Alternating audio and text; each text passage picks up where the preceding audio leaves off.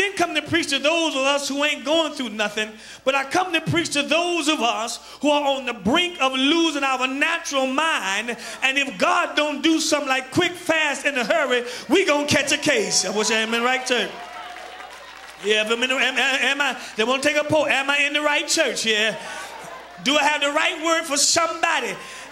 And as I begin to seek God for a word from his people, he dropped these simple words within my heart that he will supply. He will supply. Watch this now. The general design of these paragraphs here, that at the end of this chapter, which closes out chapter number 6, it was to warn, Jesus was to warn his disciples against adverse and anxiety about the supplying of their needs.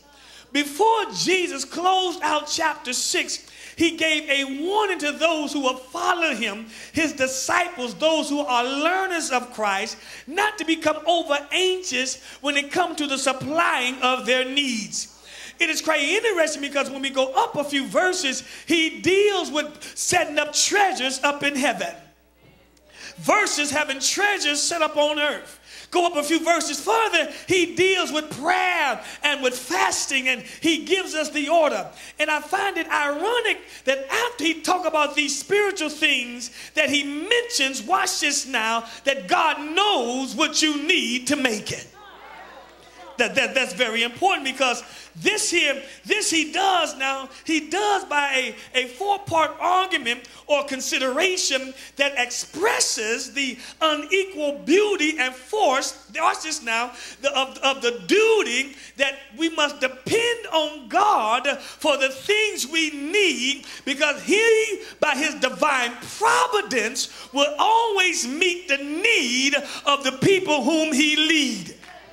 Did y'all catch it? In other words, if God leads you, he's going to take care of you. He's going to meet every need in your life. He promises here, watch this now, to meet your need and not your greed. That's very important, because oftentimes we get our needs mixed up with our greeds. Everything we want don't mean that we need. Y'all ain't going to say nothing here. And these words here, these words contains God's promises to all of his children in this age of trouble and uncertainty. God has promised, watch this now, he has promised to provide for our food, for our clothing, and any other necessity that we may need for living. He has promised to feed you, clothe you, shelter you, and meet any other need that you need for everyday living. Anything that is a necessity, God has promised to meet that need. And watch this. In the beginning of the verse, Jesus, he charges his disciples to take no thought.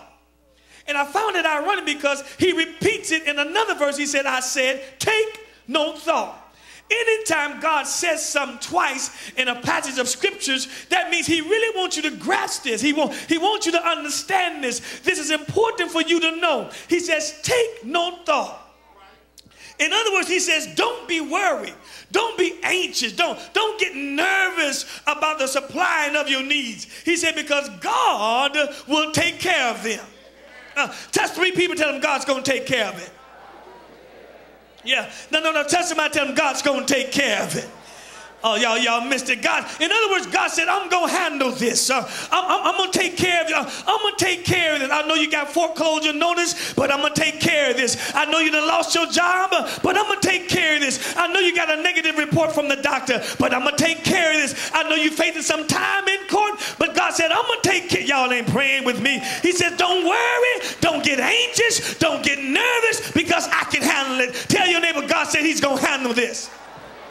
He's going to handle it in your marriage. He's going to handle it with your children. He's going to handle it in your pocketbooks. He's going to handle it in your mind. He's going to handle it in your car. He's going to handle it on the job. He's going to handle it with your boss. He's going to handle it with your enemies. He's going to handle it with your mama. He's going to handle it with your fathers. He's going to handle it with Pookie. He's going to handle it with Ray Ray. Y'all ain't saying that here. It's very important that we understand that God got it. God got it. Touch somebody, tell them God got it. God got it.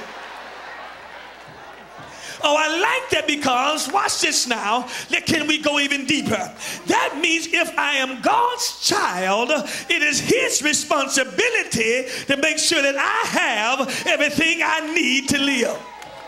So it is not my job to worry about what I'm going to eat. That's not my job. As a child of God, it is not my job to worry about where I'm going to stay. That is not my job. Y'all ain't praying with me. As a child of God, it is not my job to worry about what I got to wear. That is not my job. My job as a child of God is to give God the praise. And God's job is, while I'm giving him the praise, is to give me a place to stay. Y'all ain't saying that here. God's job is, while I'm giving him the praise, to make sure my belly is full. Y'all ain't praying with me. God's job is to make sure that I have everything I need to make it. So if I do my job, then God's going to do his job. I wish I had somebody up in here do their job. Oh, y'all still looking at me funny. Your job is to give God praise. Do your job. Your job is to magnify his name. I need you to do your job. Your job is to give God the glory. Y'all ain't helping me here. Your job is to let the devil know you might have hit me, the weeble may wobble, but it won't fall down. I'm going to do my job. Touch 3 people, tell them you need to do your job.